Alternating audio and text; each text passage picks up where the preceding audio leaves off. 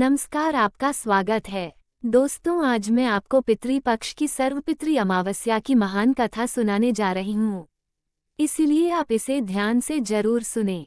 प्राचीन काल की बात है। पितृपक्ष के अवसर पर एक जिज्ञासु ब्राह्मण के मन में अनेक प्रश्न उठे। आखिर पितृपक्ष का महत्व क्या है? श्राद्ध और तर्पण क्यों किया जाता है? पूर्वजों की आत्माओं को शांति देने के ये कर्मकांड क्यों आवश्यक हैं? इन्हीं प्रश्नों के उत्तर पाने के लिए उस ब्राह्मण ने ध्यानस्थ होकर धर्मराज यम का आह्वान किया। उसकी सच्ची श्रद्धा और जिज्ञासा को देखकर यमराज प्रकट हुए। ब्राह्मण ने आदर पूर्वक यमराज को प्रणाम किया और विनम्र स्वर में पूछा, हे धर्मराज, कृपया बताएं कि पितृपक्ष का इतना अधिक महत्व क्यों है? हम पितरों का श्राद्ध और तर्पण क्यों करते हैं? क्या वास्तव में इन क्रियाओं से हमारे पूर्वजों को शांति मिलती है? यमराज ने गंभीर किंतु करुणामय स्वर में उत्तर दिया, हे ब्राह्मण, तुमने अत्यंत महत्वपूर्ण प्रश्न पूछा है। पितृपक्ष पूर्वजों को समर्पित वह पावन काल है जब संतान अपने पितरों के प्रति कृतज्ञता व्यक्त करती है। श्राद्ध और तर्पण के द्वारा उन्हें तृप्ति और मुक्ति प्रदान की जाती है। इसके महत्व को भली भांति समझाने के लिए मैं तुम्हें एक प्राचीन कथा सुनाता हूँ। ध्यान पूर्वक सुनो। ये कथा गरुड़ पुराण में वर्णित है और पितृपक्ष के महात्म को उजागर करती है। जो भी मनुष्य इस कथा को ध्यान पूर्वक सुनता है, उसके में 32 अपराध माफ कर देता हो। ऐसे मनुष्य की कभी दुर्गति नहीं होती है। उसके पितृ उससे संतुष्ट होते हैं और लंबी आयु तथा धन धान्य प्रदान करते हैं। इसलिए हे ब्राह्मण, तुम इस कथा को ध्यान से सुनो। यमराज इतना कहकर उस ब्राह्मण को एक प्राचीन घटना सुनाने लगे। प्राचीन काल में मध्य देश में धनशर्मा नाम के एक पुण्यात्मा ब्राह्मण रहते थे। वे सत्यनिष्ठ, सदाचारी और वेद शास्त्रों के गहन ज्ञाता थे। उनके स्वभाव में पाप का लेश मात्र भी नहीं था। भगवान विष्णु में उनकी गहरी आस्था थी और वे प्रतिदिन नियम पूर्वक पूजा पाठ करते थे। एक दिन की बात है। श्रावण की वर्षा ऋतु बीत चुकी थी और भाद्रपद मास चल रहा था। धनशर्मा श्राद्ध के लिए आवश्यक कुशा, पवित्र घास और अन्य सामग्री लेने पास के एक घने वन में गए। दोपहर का समय था और वन में दूर दूर तक सन्नाटा पसरा था। केवल पत्तों की सरसराहट और कुछ पक्षियों की आवाजें सुनाई पड़ रही थी। धनशर्मा मन ही मन मंत्रों का जाप करते हुए निर्भय भाव से जंगल में आगे बढ़ रहे थे। धनशर्मा वन में कुछ एकत्र कर ही रहे थे कि अचानक उनकी दृष्टि एक अद्भुत किंतु भयावह दृश्य पर पड़ी। सामने कुछ ही दूरी पर विशाल वृक्ष के नीचे 3 आकृतियां खड़ी थीं। पहले तो धनशर्मा को विश्वास नहीं हुआ। वे 3 मानवाकृति जैसे प्राणी थे, परंतु उनके स्वरूप बड़े भयंकर थे।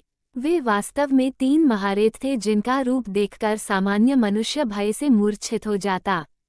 धनशर्मा ने उन प्रेतों को ध्यान से देखा।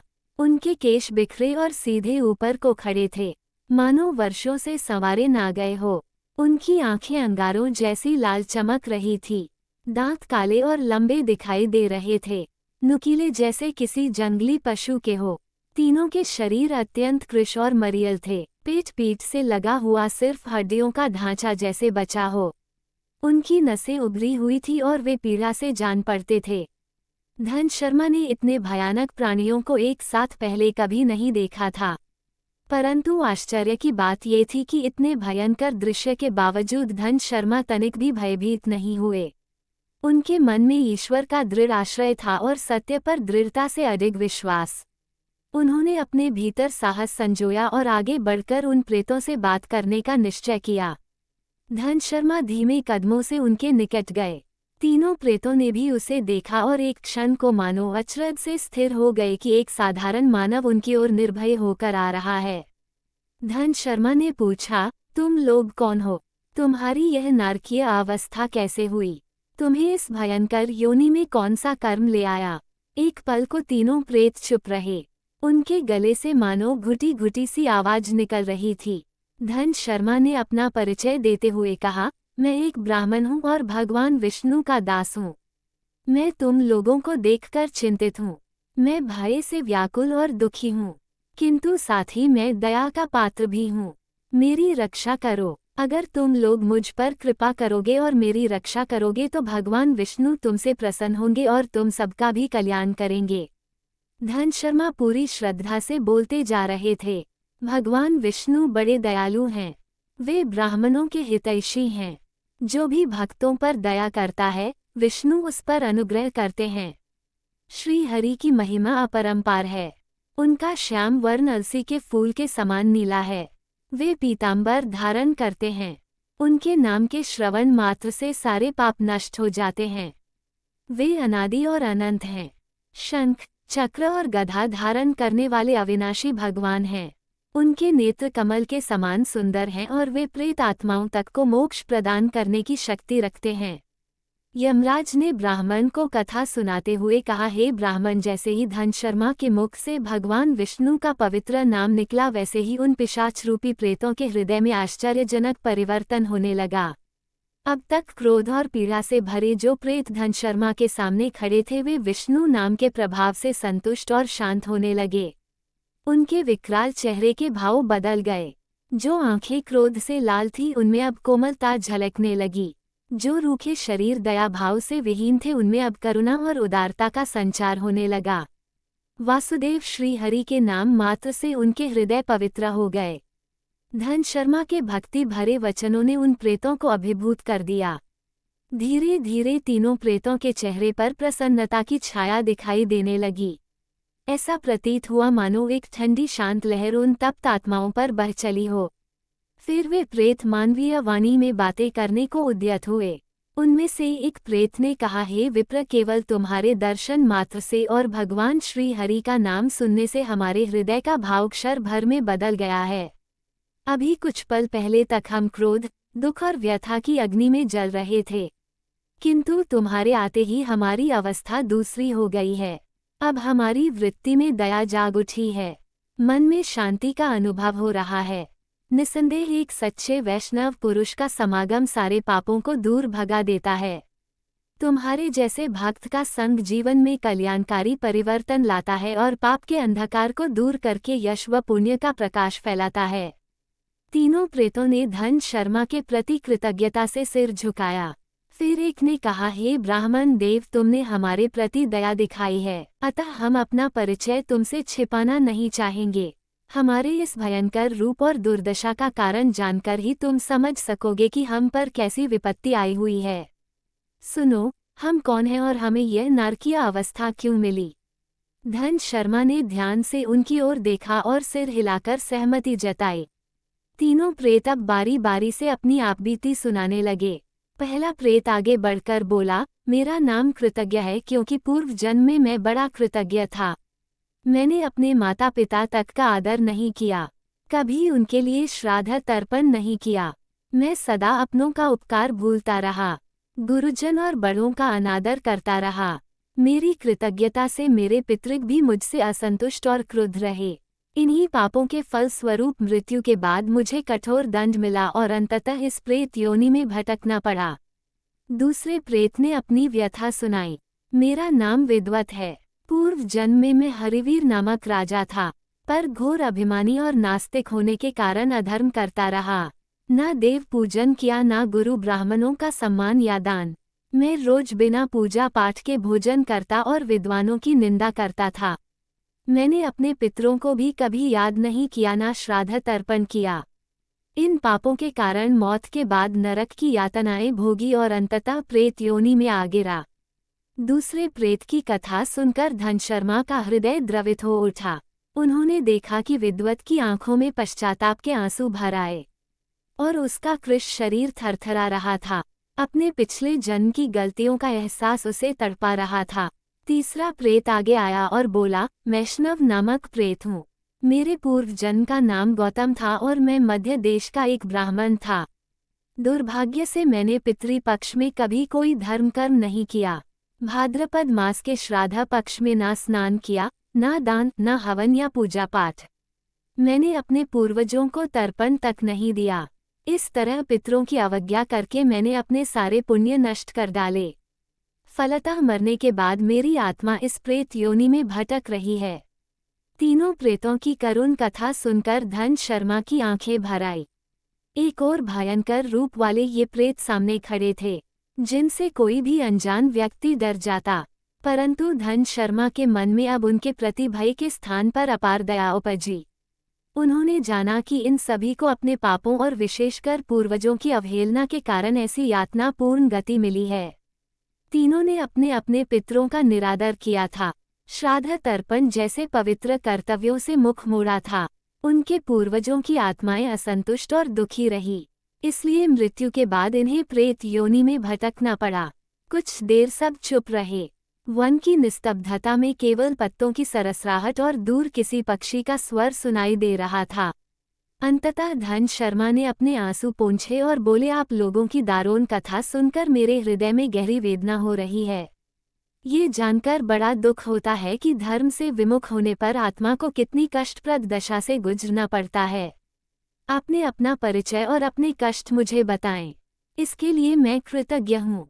अब यह विनीत ब्राह्मण आपसे पूछता है कि मैं आपके लिए क्या कर सकता हूँ। मैं भगवान विष्णु का भक्त हूँ। यदि मेरे द्वारा कोई सेवा हो सके तो कृपा करके बताइए। संभवतः ईश्वर ने ही मुझे यहाँ आपसे मिलवाया है ताकि मैं आप दुखियारों की कुछ सहायता कर सकूं। धन शर्मा की सहृदयता से प्रभावित होकर तीनों प्रेत एक दूसरे की ओर देखने लगे। फिर तीसरे प्रेत गौतम ने आगे बढ़कर हाथ जोड़ते हुए कहा, हे सदाशय ब्राह्मण, तुम्हारी दयालुता के लिए हम आभारी हैं।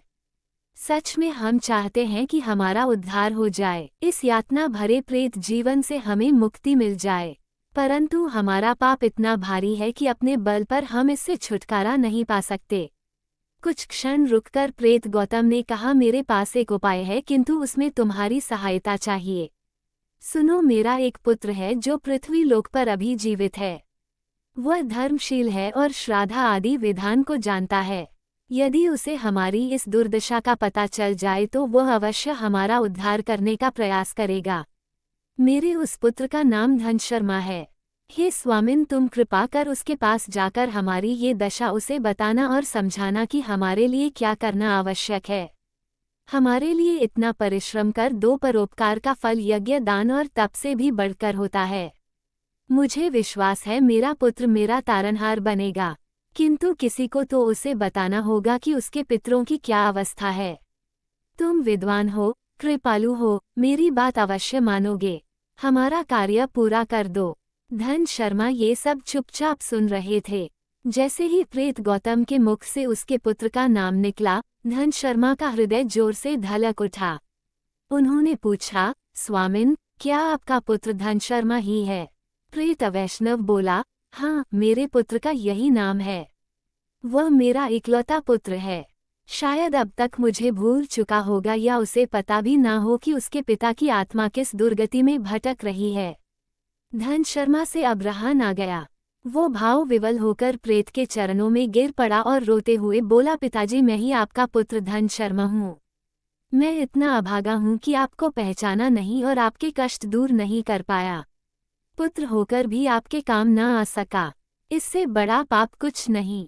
कृपा करके मुझे क्षमा करें।